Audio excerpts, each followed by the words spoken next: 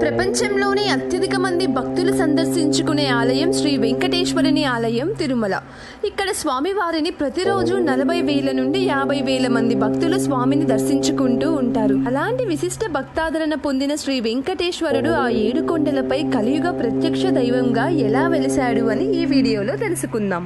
ద్వాపర యుగంలో వాయుదేవునితో పోటీకి దిగిన ఆదిశేషుడు అనేక యుగాల పాటు ఆకాశంలో విహరించి చివరకు ఓడిపోయి ఆదిశేషుడు భూమిపై శేషాచలం కొండలుగా మారాడు. ఆ క్షణం నుండి ఈ కొండలు పవిత్రతను సంతరించుకున్నాయి. ఇక పురాణాల ప్రకారం హిరణ్యాక్షుణ్ణి సంహరించిన ఆదివరాహ స్వామి ఈ శేషాచలం కొండలపై నివసించసాగాడు. ఈ క్షేత్రం ఆదివరాహ క్షేత్రంగా ప్రసిద్ధి చెందింది. కలియుగంలో ఒకసారి ఋషులందరూ యజ్ఞం తలపెట్టారు. అయితే ఆ యజ్ఞ ఫలాన్ని త్రిమూర్తులలో ఏ దేవునికి అందిస్తారు అని నారదుడు ప్రశ్నించగా, కలియుగ దైవం ఎవరో తెలుసుకోమని ఋషులందరూ భృగు మహర్షికి ఈ బాధ్యతను అప్పగిస్తారు. దాంతో భృగు మహర్షి ముందుగా బ్రహ్మలోకానికి, తరువాత కైలాసానికి వెళ్తాడు.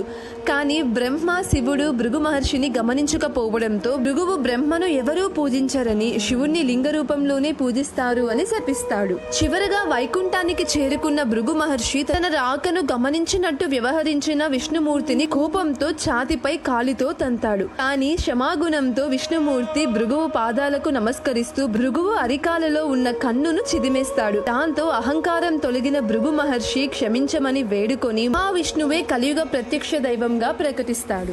కానీ విష్ణుమూర్తి ఛాతిని తన నివాసంగా చేసుకున్న లక్ష్మీదేవి ఈ అవమానాన్ని భరించలేక కోపంతో వైకుంఠాన్ని విడిచి భూమి మీద ఉన్న కొహ్లాపూరిలో తపస్సు చేస్తూ ఉంటుంది. లక్ష్మీదేవి లేని వైకుంఠం ఊహించలేని విష్ణుమూర్తి మానవ రూపంలో శ్రీనివాసునిగా శేషాచలం కొండలపై భూమి మీద తపస్సు చేస్తూ ఉంటాడు. శ్రీనివాసుని పరిస్థితిని తెలుసుకున్న లక్ష్మీదేవి శివుడు మరియు బ్రహ్మను పిలుస్తుంది. శ్రీనివాసునికి సహాయం చేయడానికి శివుడు దూడగా, బ్రహ్మ ఆవుగా మారిపోతారు. లక్ష్మీదేవి కాపరిగా మారి వారిని చోళరాజుకు అప్పగిస్తుంది. తరువాత మేతకు వెళ్ళినప్పుడు రోజు ఈ మాయా ఆవు విష్ణుమూర్తి తపస్సు చేసుకుంటున్న పుట్ట దగ్గరకు చేరుకుని పాలను దారగా విడుస్తుంది.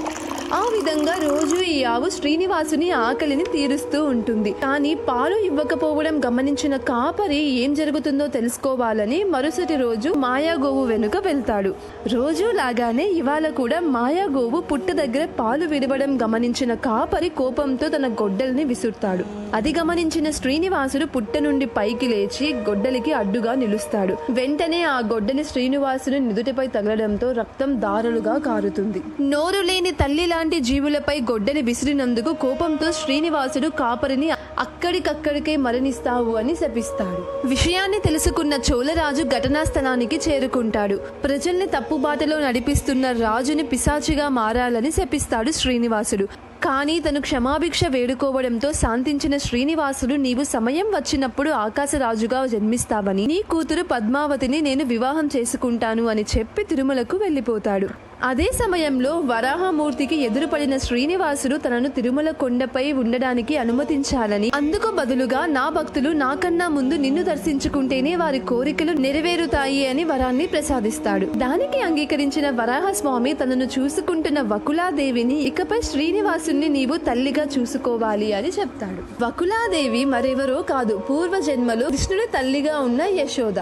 ఆ జన్మలో కృష్ణుడికి తన చేతుల మీదుగా పెళ్లి చేయలేకపోయానన్న బాధను గమనించిన కృష్ణుడు వచ్చే జన్మలో నీ చేతుల మీదుగా నా వివాహం జరుగుతుంది అన్న వరాన్ని ప్రసాదిస్తాడు.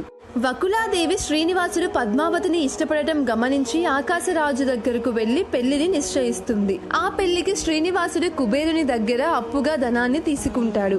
ఆ అప్పును నా భక్తులు కానుకల రూపంలో తీరుస్తారు అని వరమిస్తాడు. తరువాత ఘనంగా పద్మావతిని వివాహం చేసుకున్న శ్రీనివాసుడు తిరుమలకు వచ్చేస్తాడు. కొన్ని రోజులకు విషయం తెలుసుకున్న లక్ష్మీదేవి శ్రీనివాసుడిని ప్రశ్నించడానికి తిరుమలకు చేరుకుంటుంది. దాంతో శ్రీనివాసుడు రాయిగా మారిపోతాడు. లక్ష్మీదేవి, పద్మావతి కూడా అక్కడే స్వామికి ఇరువైపులా రాయిగా మారిపోతారు. అప్పటి నుండి శ్రీనివాసుడు సాక్షాత్తు కలియుగ ప్రత్యక్ష దైవంగా 7 కొండలపై వెలిసి ప్రజల కోరికలను తీరుస్తూ ఉంటాడు. ఇలాంటి విశిష్టత కలిగిన 7 కొండలలోని శ్రీవారిని దర్శించుకోవడం మనందరి పూర్వజన్మ సుకృతం. ఓం నమో శ్రీ వెంకటేశాయ నమః. ఇలాంటి హిందూ దైవ కథల కోసం వెంటనే మన కథల ప్రపంచాన్ని సబ్స్క్రైబ్ చేసుకోండి. స్వస్తి.